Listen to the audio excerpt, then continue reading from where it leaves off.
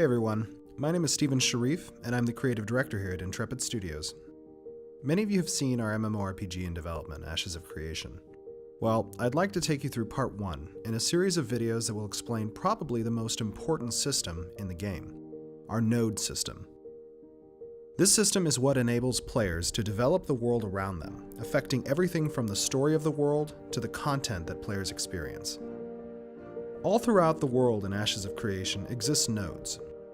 These nodes at first exist behind the scenes, unknown to the players as collection points for activities. These nodes are divided into zones of influence, or ZOIs as we call them, represented here by the different colored areas, and within each zone is a node as shown. A node represents a specific location where a camp can form and gradually be developed into a village, then a town, to a city, and eventually a metropolis. Every activity a player participates in will fall within a specific node's ZOI, and these activities will contribute to that specific node's development. This is important because only so many nodes can be developed, and certain content is locked behind which nodes develop. This can create conflict between different communities that have a vested interest in the development of certain nodes. When you first enter the world, you will arrive through one of the great divine gateways. These portals are remnants of the civilizations that once inhabited this world. Your ancestors fled their home in haste, and now an eternity has passed, and these divine gateways have opened once again, leading you back to the world of your origin. As our players begin to explore their surroundings, they will find a world teeming with valuable resources, complex quests, and monstrous foes. In this case, one of our players has found some ore to mine, which allows her to progress her artisan class by collecting materials from the world. This other player has begun to harvest wood he needs for building supplies to construct a home on the hillside. As they collect these materials, they are both gaining character experience while at the same time contributing experience to the node that resides within this specific zone of influence. As players participate in more activities, this node will collect enough experience to advance to the next stage of development. All the activity in this area has brought the base node to stage 1 in its development. We call this the NPC stage. Until now, this node was unknown, but the arrival of these NPCs unlocks access to new activities for the players, and as the node continues to progress through each level, it will attract more NPCs, which will provide evolving content that reflects this specific node's location. Let's fast forward to a level 4 node, the town stage. Notice that a new monster is threatening our newly formed town. If this node had not been developed, it may have never revealed itself.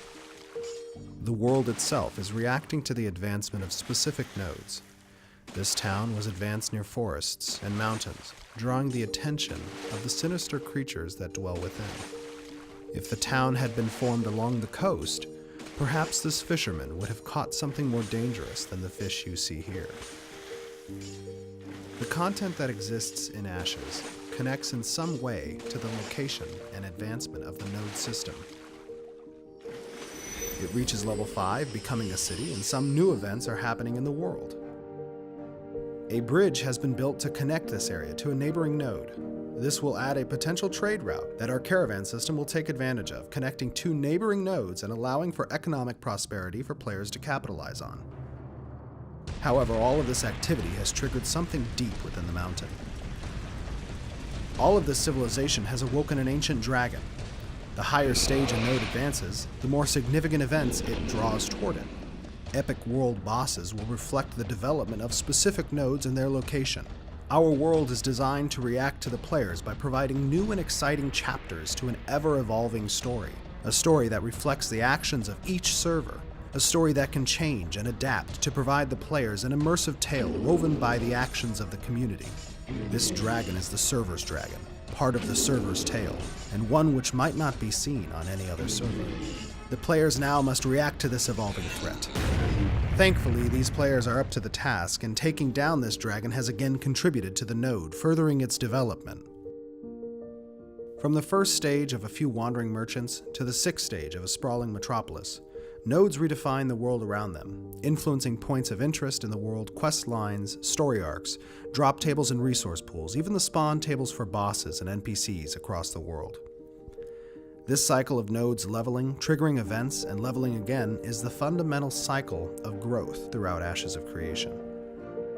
The world you see reflected on your server will depend entirely on where players decide to plant their roots, and the events and structures that fill the world will be a direct result of where and when nodes evolve. Even we aren't sure where players will take things, which makes this project exceptionally exciting for all of us.